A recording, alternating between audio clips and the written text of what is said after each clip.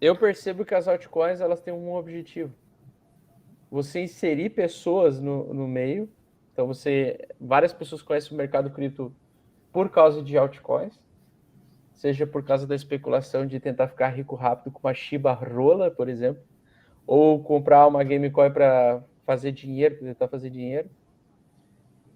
E com o tempo as pessoas elas vão evoluindo, entendendo o meio que elas estão inseridas, e elas começam a entender o que é o Bitcoin e começam a comprar Bitcoin. Eu acho que algumas altcoins elas têm o papel importante de você lá entra, especula, perde dinheiro, entende, começa a entender por que o Bitcoin é o Bitcoin e por que altcoins são altcoins. Então ela tem um papel muito de introdução, porque a pessoa ela pensa assim, eu perdi a oportunidade com o Bitcoin, perdi toda essa alta do Bitcoin. Então eu vou procurar um novo Bitcoin.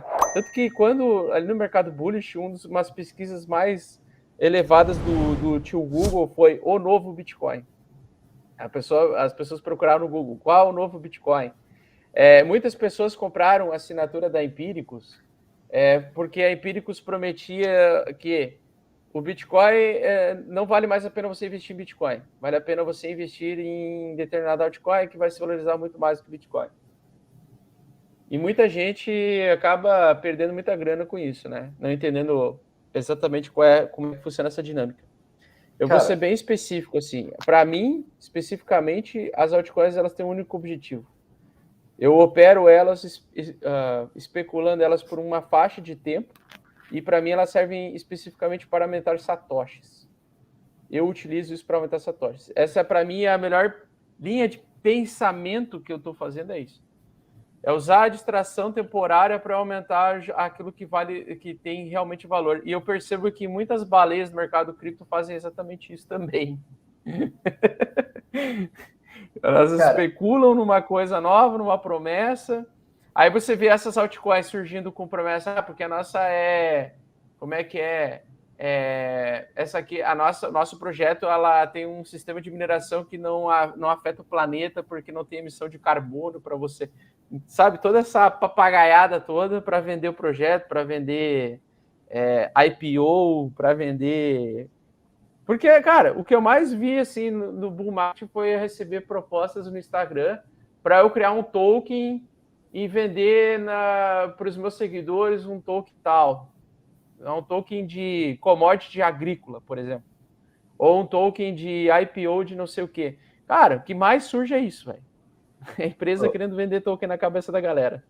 Cara, ontem foi engraçado, só fazendo um parênteses antes de abrir, eu queria compartilhar esse texto que eu acho legal, só fazendo um parênteses, foi engraçado porque eu recebi um print, que os caras criaram um fake da Mercúrios, aí veio um cara vender um token para esse fake, pedindo por divulgação. Aí o fake aceitou divulgar o token. Aí o cara foi perguntar pra gente se era a gente mesmo que estava aceitando aquilo. Aí eu fiquei rindo com os meninos, falei, pô, cara, eu no scam perguntando para outro scam. E, enfim, foi engraçado. Mas, cara, eu efetivamente eu entendo um pouco esse sentimento, porque, infelizmente, muitas coisas no mercado, elas são um pouco claras. Mas qual que é o meu grande ponto?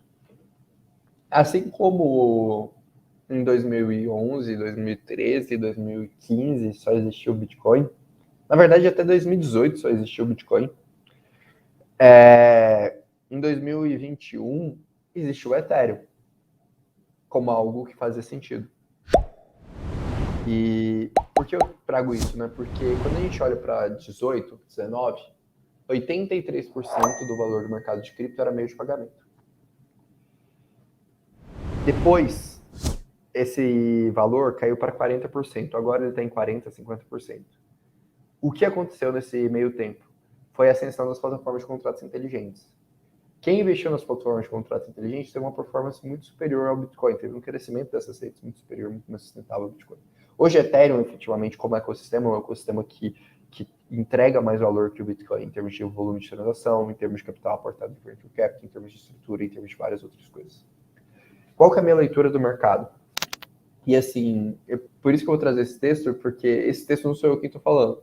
Esse texto aqui, basicamente, é o maior venture capital do mundo que está falando.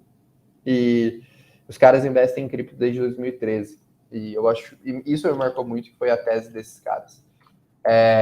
Esses caras, esse Chris Dixon, para mim, ele é o cara que mais entende Web3 do mundo, tá? É o cara que eu mais respeito no Web3 do mundo.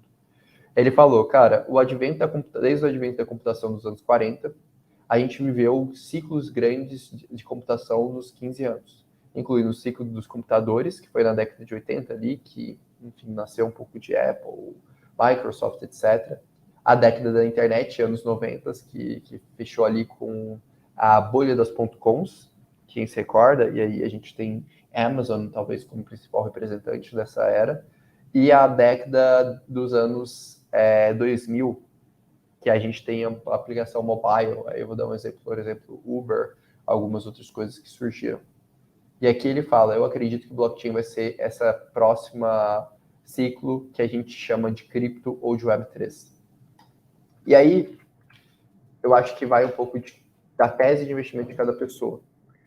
Eu realmente acho que o que foi criado ali pelo Satoshi de blockchain, ele criou duas grandes contribuições, que foi a construção da ideia de escassez digital, que permite construção de inúmeros modelos de negócios, e junto com a ideia de escassez digital, ele criou uma outra coisa que foi a ideia de centralização.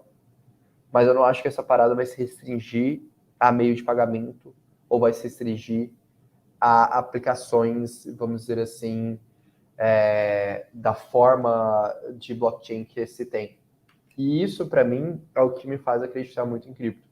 E aqui ele colocou uma coisa que me marca muito, que ele fala, cara, que ele acredita que a gente está no momento, a gente tem uns momentos de golden era, que ele chama, né, era de ouro das aplicações. Normalmente é o momento que essas aplicações elas estão passando por sair do mainstream e por sair do early stage e se tornar mainstream.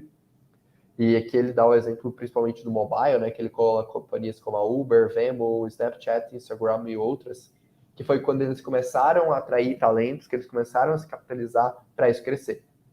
E aqui eles colocam justamente que, na visão deles, eles estão nesse momento para cripto.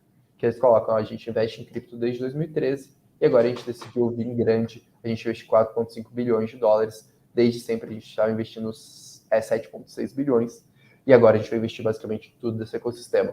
O que eu sinto quando esse cara faz isso?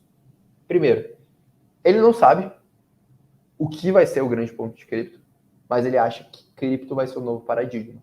E essa é a minha leitura.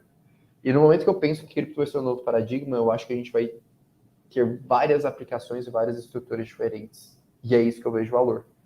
Então, por isso que eu sempre me mantenho muito aberto a tudo e eu não tenho essa leitura. Eu realmente acho que a gente vai ter modelos de negócios.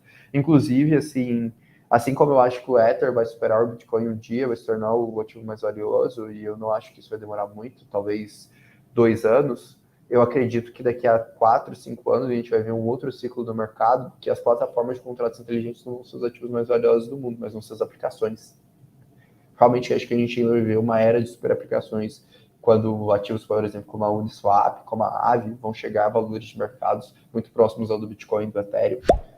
E foi assim que aconteceu nos ciclos da internet. E essa é a minha visão. Mas tudo isso acontece se cripto se tornar mainstream.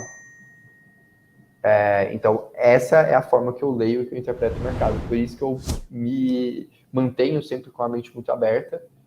E aí, uma contrapartida beleza, estou me mantendo com a mente sempre aberta, mas eu também sei reconhecer os ciclos de mercado e sei entender em que grau que a gente está de evolução disso. Hoje eu jamais investiria todo o meu capital em aplicações, porque eu nem acho que a dinâmica competitiva desse mercado foi definida. Mas eu acho que a gente vai, enfim, passar por várias e várias transições.